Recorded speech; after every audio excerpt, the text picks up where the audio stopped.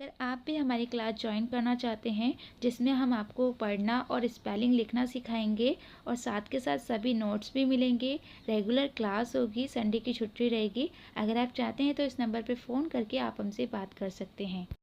नमस्कार दोस्तों, आओ सीखे आज के चैनल में आप सभी का स्वागत है। मेरा नाम कनक है और आज की वीडियो बहुत ही खास है क्योंकि आज है लेसन 3, यानी कि आज जो टॉपिक है बहुत ही खास है क्योंकि इसमें हम सीखने वाले हैं दो चीजें। पहला तो ये कि कभी भी ग गी गे के लिए अगर कभी भी लास्ट में मान लीजिए मैं खुश रहूंगा या फिर मैं तैयार रहूंगा, तो यहाँ पर क्या है ग आ रहा है। तो कभी भी ग गी गे आए तो हमेशा आपको उसके लिए क्या लिखना है ये मैं आपको समझाने वाली हूँ। तो देखिए, अगर जैसे यहाँ पर आपको ये नहीं देखना है कि आगे क्या लिखा है, मैं खुश, इससे कोई मतलब नहीं है, ये किसी में भी आ सकता है। आपको यहाँ से मतलब है रहूंगा, रहूंगी, रहेंगे, कुछ भी, ठीक है। तो यहाँ पर गा गी गे से आपको पता चल जाएगा कि क्या लिखना है। मान लीजिए आपको लिखना है मैं खुश रहूंगा, तो आपको क्या करना है, पहले मैं खुश, तो पहले मैं का क्या होगा आई। उसके बाद हमेशा याद रखिएगा कोई भी सेंटेंस जब आप लिखते हैं तो पहले सबसे पहला लिखते हैं, उसके बाद लास्ट वाला लिखते हैं और फिर बीच वाला, ठीक है। जैसे फर्स्ट, सेकंड एंड थर्ड। तो सबसे पहले क्या लिखना है आपको, आई यानी कि मैं।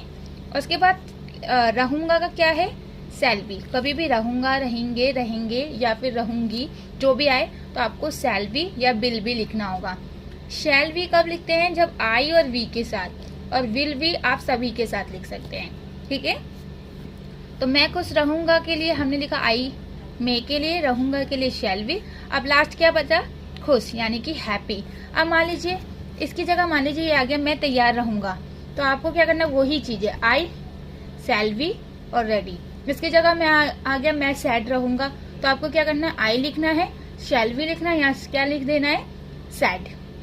अगर आप बोलेंगे मैं डांस करूंगा, तो आप क्या बोलोगे, जब भी इसी तरीके से। अगर आप बोले मैं घर पर रहूंगा, तो उसके लिए भी आपको क्या करना है, आई शैल बी और उसके बाद जैसे कि ऑन। अब जैसे होम के लिए होम लिख देंगे, जैसे घर पर के लिए ऑन लिखते हैं। तो बस जो चीजें चेंज हो जाती है वो भी मैं आपको बताऊंगी, लेकिन ये वाला टॉपिक मैं आपको कल सिखाऊंगी। अब इसी मैंने आपको एक झलक बताई है कि कल हम क्या सीखने वाले हैं। तो आज जो टॉपिक है वो मैन बात कर लेते हैं, ठीक है। सबसे पहले आज हम सीखने वाले हैं हैज, हैव और हैड। मैंने यहाँ पर हैड की जगह दो बार हैज लिख दिया, कोई नहीं, मैं सही कर देती हूँ, ठीक है। उसके बाद यहाँ पर मैं इसे यहाँ लिख देती हूँ, ठीक है।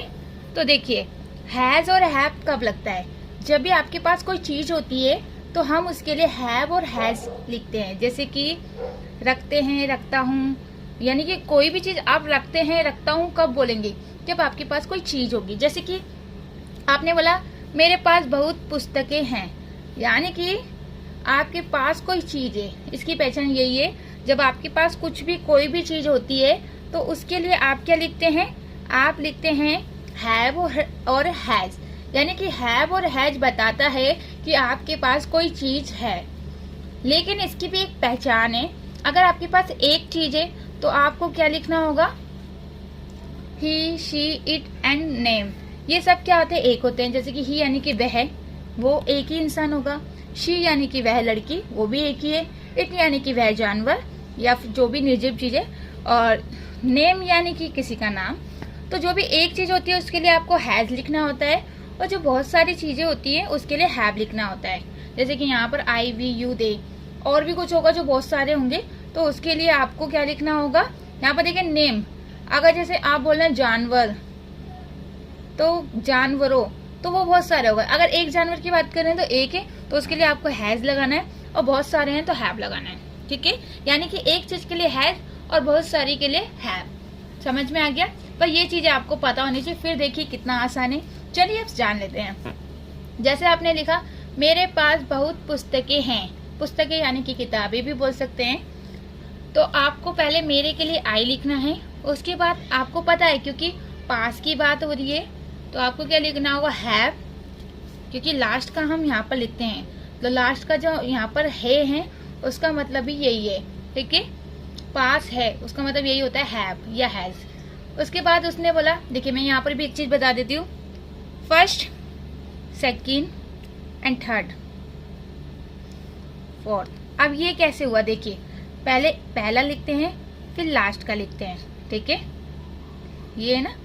फिर हमें क्या करना है, फिर पहला लिखना है फिर लास्ट का लिखना है, यानी कि पहला ये हो गया और दूसरा ये हो गया, पहला ये हो गया, दूसरा है। पास से हमें कोई मतलब नहीं होना चाहिए, क्योंकि पास का हम पहले ही लिख रहे हैं, पास है ये पूरे के लिए ही हैव एस लिखा जा रहा है।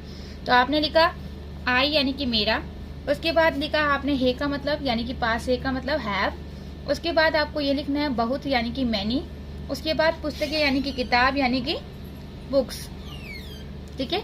अब यहाँ पर हमने हैव क्यों लिखा, पहला तो ये बहुत सारी किताबें हैं, दूसरा यहाँ पर आई है, तो आई के साथ मैंने बताया था क्या लिखते हैं, हैव लिखते हैं।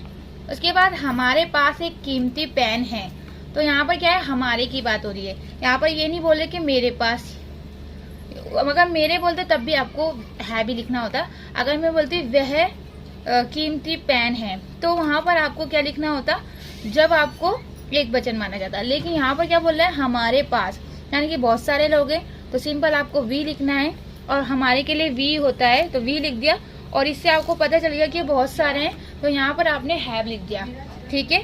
तो वी हैव ए यानी कि एक, वही शॉर्ट वही तरीके, फर्स्ट सेकंड, फर्स्ट सेकंड, ठीक है, यानी कि पहले ये लिखेंगे, उसके बाद ये लिखेंगे, फिर ये लिखेंगे और फिर ये लिखेंगे। ये ट्रिक करेंगे तो कोई भी बड़े से बड़ा जो भी आपका सेंटेंस होगा वो आसानी से आप लिख लेंगे।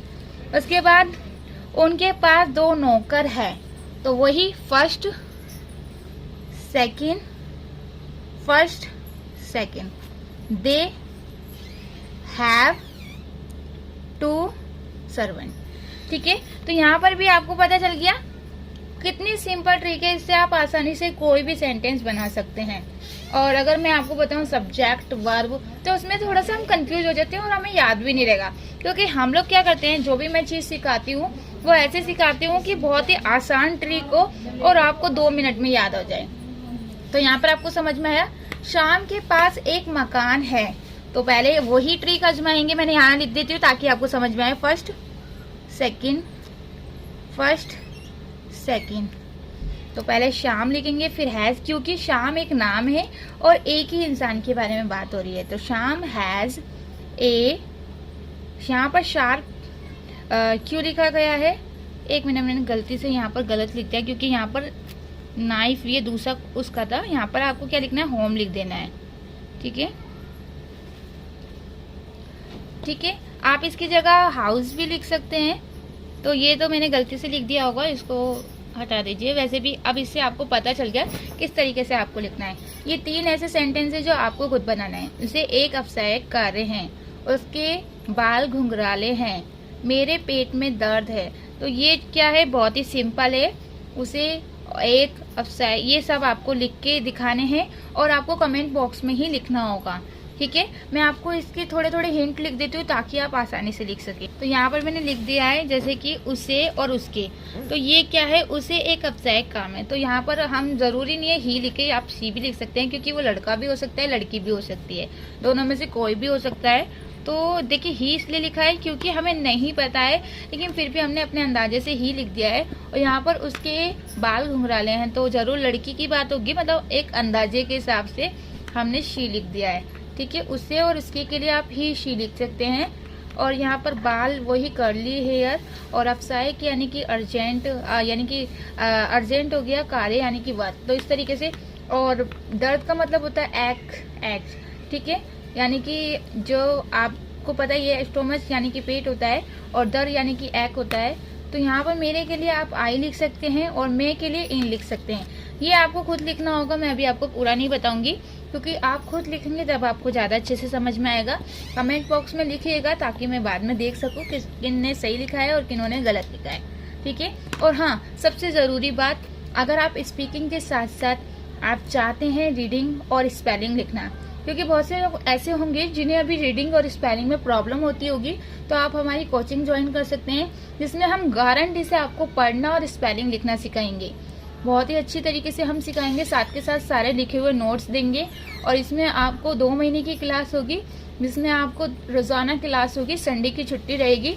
अगर आप चाहें तो एक बार ट्राई कर सकते हैं। मॉर्निंग में सुबह 10 बजे के बाद आप कॉल कर सकते हैं और रात को शाम को 7 बजे के पहले पहले आप कॉल कर सकते हैं। तो चलिए फिर कल मिलते हैं। और कल 7 बजे वीडियो आएगी रीडिंग की और 9:30 बजे वीडियो आएगी आपकी यही स्पीकिंग की, ठीक है।